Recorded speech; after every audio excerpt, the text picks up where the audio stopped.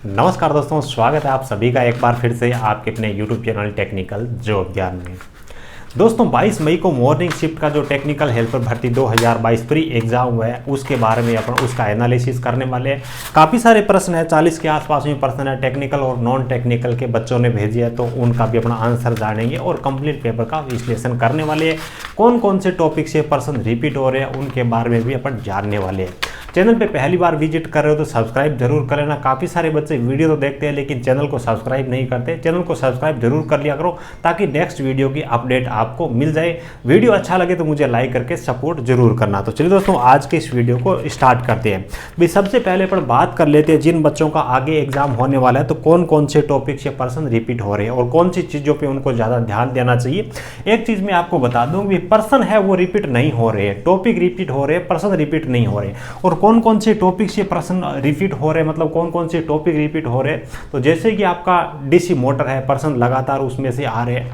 DC generator है, उसमें से लगातार प्रश्न आ रहे हैं। मेजरमेंट में से लगातार प्रश्न आ रहे हैं। इसी प्रकार से मैग्नेट में से लगातार प्रश्न आ रहे हैं। और रजिस्टेंस का किसी पारी के अंदर तो सीरीज संयोजन पूछ रहे हैं, किसी पारी के अंदर समांतर संयोजन पूछ रहे हैं, तो इनमें से प्रश्न है वो लगातार रिपीट हो रहे हैं। और इलेक्ट्रॉनिक्स में से एक दो प्रश्न आ रहे हैं, तो बहुत ज़्यादा टाइम आपको इलेक्ट्रॉनिक्स को देने की जरूरत नहीं है। ठीक है, बेसिक इलेक्ट्रिकल से काफ़ी सारे प्रश्न आ रहे हैं, तो ये कुछ टॉपिक है जिनका मतलब आप रिवीजन जरूर करके जाना। ठीक है, और अपन ऑल ओवर इस पेपर के बारे में बात करें तो देखिए इसके अंदर टेक्निकल में कुछ प्रश्न तो ऐसे हैं जो कि बिल्कुल सरल है, यानी कि जिन बच्चों ने ITI कर रखी है, कंपटीशन एग्जाम की तैयारी भी नहीं की, उन बच्चों ने भी उन प्रश्नों को किए।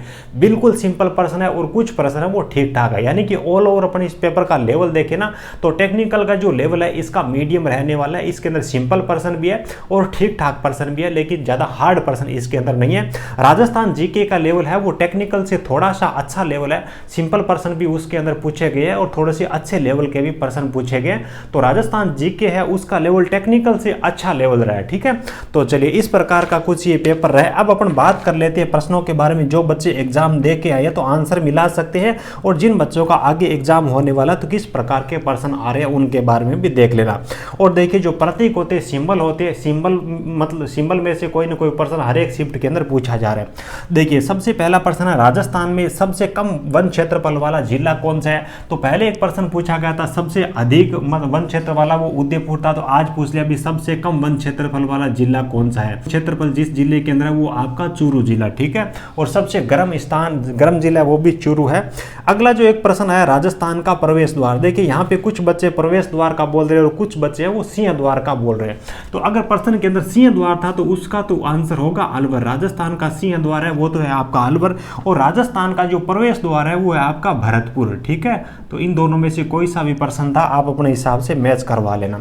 उसके बाद में अगला प्रश्न था दोस्तों भी आपका लालगढ़ महल है ये कहाँ पे है। लालगढ़ महल के बारे में पूछा गया, तो लालगढ़ महल है ये कहाँ पे है, तो लालगढ़ महल ये बीकानेर के अंदर है। बीकानेर के अंदर है। जूनागढ़ के बारे में पूछते तो वो भी आपका बीकानेर के अंदर ही है, जूनागढ़ भी। ठीक है, ये चीज़ है। उसके बाद में अगला जो प्रश्न आया है एक वज्र का सिंबल पूछा है ना, वज्र का सिंबल पूछा, यानी कि जो घंटी होती है उसका सिंबल किस प्रकार का होता है।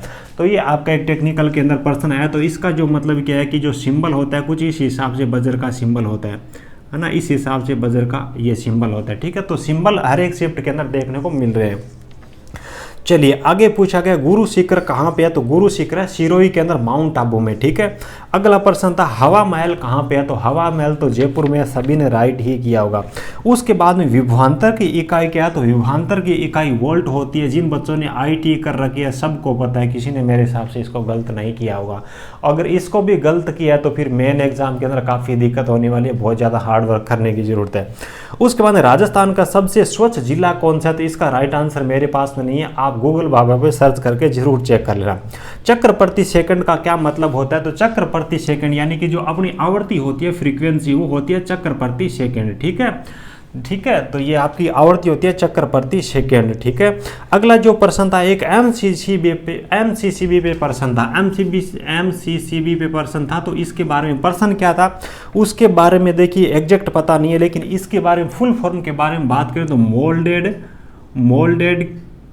कैच सर्किट ब्रेकर, है ना, मोल्डेड कैच सर्किट ब्रेकर, ठीक है, इसकी फुल फॉर्म है। उसके बाद में प्रश्न पूछा गया राजस्थान हाई कोर्ट के प्रथम न्यायाधीश कौन थे, तो कमलकांत वर्मा। राजस्थान हाई कोर्ट के प्रथम न्यायाधीश थे वो थे कमलकांत वर्मा, कमलकांत वर्मा। तो ये देख लेना, आप मैच करवा लेना इसके साथ पे, ठीक है।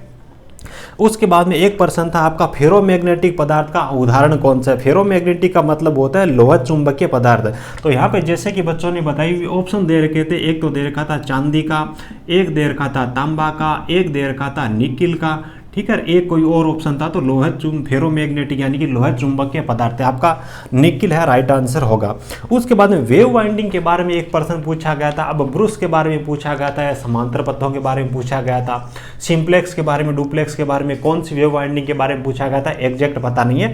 लेकिन अगर आपको समांतर पथों के बारे में पूछा गया, भी वेव वाइंडिंग जो होती है इसके अंदर समांतर पथों की पैरेलल जो इसके मतलब पाथ होते हैं उनकी संख्या कितनी होती है, तो वेव वाइंडिंग के अंदर जो समांतर पथ होते हैं वो 2 होती है, ठीक है। और अगर लेप वाइंडिंग के बारे में कोई पूछता है तो लेप वाइंडिंग के अंदर जितने पोल होते हैं उतने ही समांतर पथों की संख्या होती है। देखिए वेव वाइंडिंग के अंदर अगर आपको सिंप्लेक्स डुप्लेक्स वगैरह कुछ भी नहीं दिया होता, सिंपल वेव दिया था, तो वेव के अंदर समांतर पथों की संख्या 2 होती है। और ब्रूसों के बारे में अगर पूछा गया तो ब्रूस की संख्या वेव वाइंडिंग के अंदर भी 2 ही होती है, ठीक है। चलिए अगला प्रश्न है अपना डीसी कंपाउंड जनरेटर की वाइंडिंग एक आर्मेचर के सीरीज में जुड़ी हुई है तो दूसरी वाइंडिंग कहाँ पे होगी। डीसी कंपाउंड जनरेटर है, दोनों वाइंडिंग होगी। कंपाउंड का मतलब यही है भी इसके अंदर समांतर वाइंडिंग भी होगी और आपकी सीरीज वाइंडिंग भी होगी। एक सीरीज में है आर्मेचर के तो दूसरी समांतर के अंदर होगी, ठीक है। तो नो डाउट इसके अंदर कोई भी दिक्कत मेरे हिसाब से आपको नहीं हुई होगी। अगला जो प्रश्न था धर्मत का युद्ध कहाँ व किसके मध्य लड़ा गया था। धर्मत का युद्ध कब व कहाँ पे और किसके मध्य लड़ा गया था, तो भाई धर्मत का युद्ध है वो आपका औरंगजेब है, एक था औरंगजेब तथा दूसरा था आपका दारा शिकोह है।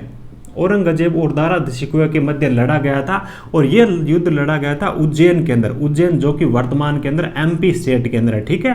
तो अपना धर्मत का युद्ध था। धर्मत एक जगह है उज्जैन से 14-15 किलोमीटर है जो कि एमपी स्टेट के अंदर है। औरंगजेब और दारा शिकोह के मध्य युद्ध लड़ा गया था। चलिए जनरेटर किस सिद्धांत पे काम करता है। देखिए बिल्कुल सिंपल प्रश्न है, जनरेटर किस सिद्धांत पे काम करता है, फैराडे के विद्युत चुंबकीय प्रेरण के सिद्धांत पे काम करता है। तो प्रतिरोधों के श्रेणी क्रम संयोजन के बारे में प्रश्न पूछा गया था और प्रश्न के अंदर वैल्यू दे रखी थी।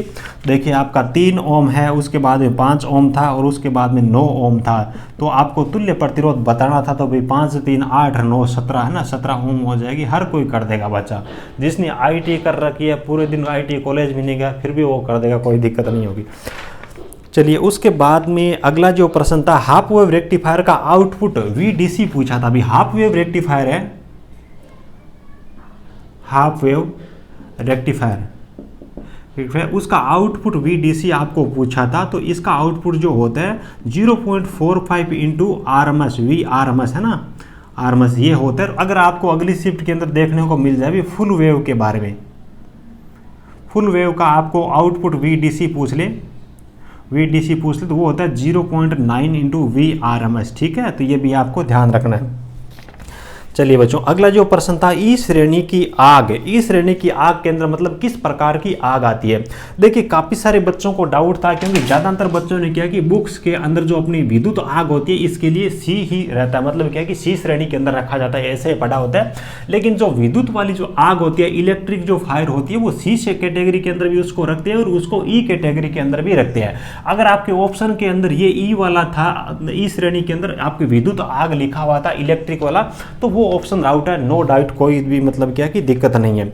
चलिए घर में अर्थिंग तार कौन सा प्रयोग करते हैं या फिर किस धातु का प्रयोग करते हैं, तो घर के अंदर जो अर्थिंग वायर होता है वो अपन GI तार का, GI मेटल का, GI तार का अपन प्रयोग करते हैं। अपन मतलब क्या है कि औपचारिक नॉर्मल भाषा के अंदर इसको GI वायर बोलते हैं, गैल्वेनाइज्ड आयरन इसको बोलते हैं। अमीटर का संयोजन किस प्रकार से करते हैं, बहुत ही सिंपल प्रश्न, कई सारे तो देखिए इस शिफ्ट के अंदर प्रश्न है वो सिंपल भी आए। हालांकि इस शिफ्ट की बात नहीं है, टेक्निकल हेल्पर के अंदर स्टार्टिंग से लेकर के अभी तक जितने भी पेपर हुए हैं ना, टेक्निकल के अंदर काफ़ी प्रश्न ऐसे आए हैं जो बिल्कुल सिंपल है, हर एक बच्चा जिसका आंसर दे सकता है, और कुछ प्रश्न ऐसे आए हैं जो मतलब जिन बच्चों ने अच्छी खासी तैयारी कर रखी है वो बच्चे भी नहीं कर पाएंगे। तो पेपर है ऑल ओवर इन्होंने ठीक ठाक बनाए। अगर फर्जीवाड़ा नहीं होता है, अभी तक देखिए ठीक ठाक चल रहा है, केवल एक कॉलेज के अंदर कुछ चीज़ें थी वो मतलब क्या है कि बाहर आई थी, मतलब क्या है कि गलत चीज़ें थी, वो उस प्रकार का नहीं होना चाहिए। बाकी ऑल ओवर अभी तक सिस्टम ठीक चल रहा है, इसी हिसाब से एग्जाम होते हैं तो कोई दिक्कत नहीं होगी आपको, है ना। तो अगला अपन प्रश्न कौन सा देख रहे हैं, अमीटर का संयोजन। तो अमीटर होता है ये आपका सीरीज के अंदर होता है, सीरीज के अंदर होता है, और वोल्ट मीटर आपका होता है वो आपका पैरेलल के अंदर यानी कि समांतर के अंदर लगा रहता है, सबको पता है इसके बारे में। अगला जो बच्चों प्रश्न था अपना, माइक्रोमीटर का न्यूनतम मापांक क्या होता है। माइक्रोमीटर जो होता है ना न्यूनतम मापांक वो आपका होता है 0.01 mm, इतने तक माप सकता है, ठीक है। माइक्रोमीटर 0.01 mm तक माप सकता है, बहुत छोटी वैल्यू को माप देता है।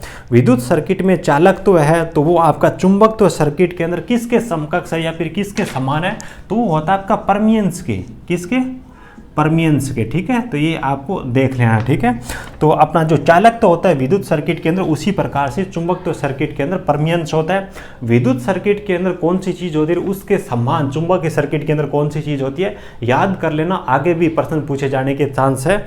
हर एक मतलब क्या है कि कंपटीशन एग्जाम के अंदर इस लेवल के जो प्रश्न होते हैं ना, ये अपना मैग्नेटिक वाला जो टॉपिक है इसके अंदर में इसमें से प्रश्न पूछे जाते हैं इस प्रकार के।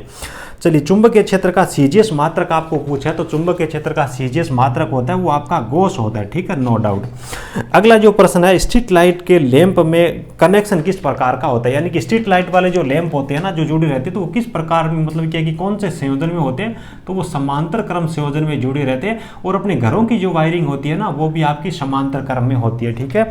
समांतर क्रम में होती है तभी तो मतलब क्या है कि सबको मतलब क्या है कि बराबर वोल्टेज मिलता रहता है। अगर सीरीज में लगा देंगे और किसी ने पहले हीटर चालू कर लिया तो उसके बाद में तो पूरी की पूरी लाइट डिम हो जाएगी, है ना। और सीरीज के अंदर लगा दिया तो एक बटन अगर अपने ऑफ कर दिया, मान लीजिए ये अपनी सीरीज वाइंडिंग है, यहाँ पे बल्ब लगा दिया, यहाँ पे हीटर लगा दिया, यहाँ पे टीवी चल रहा है, अपने को इसको एक को बंद कर दिया तो यहाँ पे एक अपन ने बटन लगा दिया, लेकिन ये एक बंद नहीं होगा, फिर सारा ही बंद हो जाएगा। इसलिए घरों की वायरिंग होती है वो समांतर में होती है, स्ट्रीट लाइट होती है वो भी समांतर में होती है। चलिए अगले प्रश्न पे अपन चल, तो घरेलू ऊर्जा मीटर किस प्रकार का उपकरण है, तो ये आपका इंटीग्रेटेड टाइप का होता है, यानी कि समाकलन प्रकार का यंत्र होता है, समाकलन प्रकार का, समाकलन का इंग्लिश में बोले तो इंटीग्रेटेड टाइप का होता है। इंटीग्रेटेड टाइप के वो यंत्र होते हैं जो एक निश्चित टाइम पीरियड के अंदर कितनी एनर्जी मतलब खपत हुई है उनको जोड़ करके बता देते हैं। जैसे कि अपना घर के अंदर लगा हुआ एनर्जी मीटर है, तो वो क्या करता है भी अपन देखते हैं पिछले महीने के अंदर टोटल कितनी यूनिट आई है, तो वो एक इंटीग्रेटेड टाइप का इंस्ट्रूमेंट है, ठीक है। तो क्यों मतलब क्या है कि कुल योग करके बताता है एक निश्चित टाइम पीरियड के अंदर जितनी भी एनर्जी खत्म होती है।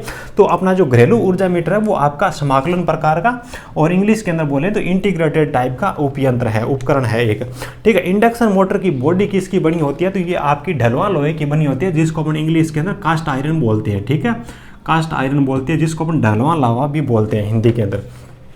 उसके बाद में एक सिंपल सा प्रश्न अब आया बता रहा है जिसके अंदर आपको करंट की वैल्यू दे रखी थी, रेजिस्टेंस की वैल्यू दे रखी थी और वोल्टेज फाइंड करना था, तो V बराबर I बार वाले फॉर्मूले से डायरेक्ट आप इसके जरिए कर सकते हो, ठीक है।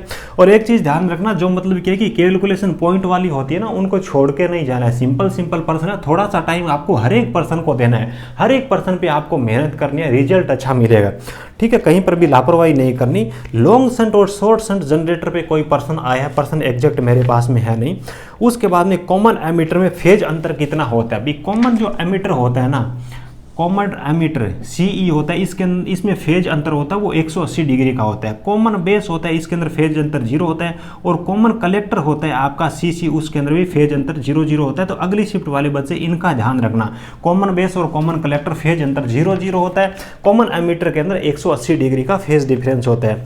उसके बाद में कैपेसिटर की परिभाषा आई थी या फिर पूछी गई थी, मतलब इस प्रकार का कोई पर्सन था, तो दो चालक प्लेटें होती है, उनके बीच में एक पेरा विद्युत माध्यम रखा जाता है या फिर एक पेरा विद्युत मीडियम होता है, उसको दो चालक प्लेटों से अलग करते हैं, तो उसको अपन क्या बोलते हैं, वो आपका कैपेसिटर होता है। इस प्रकार का प्रश्न था। एक आपको 1 माइक्रोवोल्ट इसकी वैल्यू पूछी थी, तो 1 माइक्रोवोल्ट की वैल्यू पूछी थी, तो 10⁻⁶ वोल्ट होती है। और ये चीजें आप मतलब क्या है कि आपके पास में होगी टेबल बना के भी, मतलब क्या है कि माइक्रोवोल्ट है, मिली वोल्ट है ना, जैसे कि आपका गीगा, मतलब गीगा के अंदर वैल्यू होती है, किलो के अंदर वैल्यू होती है। तो ये सब चीजें आपको ध्यान में रखनी है, व्यवहारिक जीवन के अंदर भी काम आती है, छोटे बड़े बड़े न्यूमेरिकल सोल्व करते हो वहाँ पर भी इनकी वैल्यू की जरूरत पड़ती है। ठीक है, तो इस प्रकार का अपना प्रश्न था, लगभग ये 40% थे। तो मेरे हिसाब से आपको सब को समझ में आ गए होंगे। और जो भी प्रश्न है आप सभी बच्चों ने मेरे पास में भेजे, तो हो सकता है कोई प्रश्न मतलब कोई पिछली शिफ्ट का हो या फिर मतलब कोई प्रश्न मिस भी हो, तो उनके बारे में आपको ज़्यादा ध्यान नहीं देना है। जो भी प्रश्न थे मेरे पास में, जो भी प्रश्न आए हैं उन सब के बारे में मैंने आपको बताया। और लेवल था पेपर का वो ठीक ठाक लेवल था, इजी भी नहीं था और हार्ड भी नहीं था, मीडियम लेवल का पेपर अपन इसको मान सकते हैं। जिन बच्चों का आगे एग्जाम होने वाला है, तो जो टॉपिक मैंने आपको बताया, जैसे कि आपका जैसे मतलब डीसी मोटर हो गया, डीसी जनरेटर हो गया, मैग्नेट हो गई, मेजरमेंट हो गया, सिंबल वगैरह हो गए, है ना, और आपका बेसिक इलेक्ट्रिकल हो गया, रेजिस्टेंस का श्रेणी और समांतर संयोजन हो गया। और एक देखिए इसके अंदर कलर कोड से संबंधित भी प्रश्न पूछा गया था। अभी कलर कौन कौन से दिए हुए थे वो पता नहीं है, लेकिन कलर का नाम लिखा होता है, जैसे ये काला हो गया, उसके बाद मान लीजिए कभी बैंगनी हो गया, इस प्रकार से 3-4 नाम दे दिए गए थे। और उसके बाद में कलर पूछा था, तो आप मतलब क्या है कि कलर कोड के जरिए रेजिस्टेंस का मान पूछा था। तो इन चीज़ों पर भी आपको फोकस करना है। ठीक है, तो जिन भी बच्चों ने ये एग्जाम दिया है मेरे हिसाब से अच्छा एग्जाम गया होगा। काफ़ी सारे बच्चों का बहुत ही अच्छा फीडबैक आया है, बच्चे बता रहे 70 से ऊपर नंबर आ जाएंगे। तो ऑल ओवर ये जो शिफ्ट थी इसका पेपर है वो मतलब क्या है कि मीडियम लेवल का पेपर अपन इसको मान सकते हैं। चलिए वीडियो को यहीं पे एंड करते हैं। प्यारा लगा हो, अच्छा लगा हो तो लाइक जरूर करना। चैनल पे पहली बार विजिट कर रहे हो तो सब्सक्राइब करके बेल आइकन को ऑल पे जरूर प्रेस कर लीजिए, ताकि अगले वीडियो का नोटिफिकेशन आपको समय पे मिल जाए। Thank you.